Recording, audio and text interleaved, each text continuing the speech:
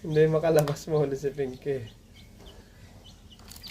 Oh, gusto lumabas. Kailangan ko lang siya eh.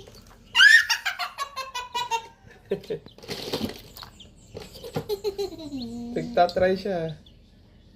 Testing, sige, testing. Yeah, may ipot na uli. Bakit siya ibon ng ibon na? Sa bahay natin ito. Eh, ganun talaga ang chick. Ipot ng ipot.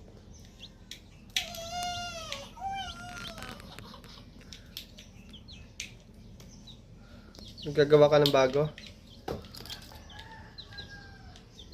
Hindi, ito italunan niya. Ah, talo na yan. Si Pinky.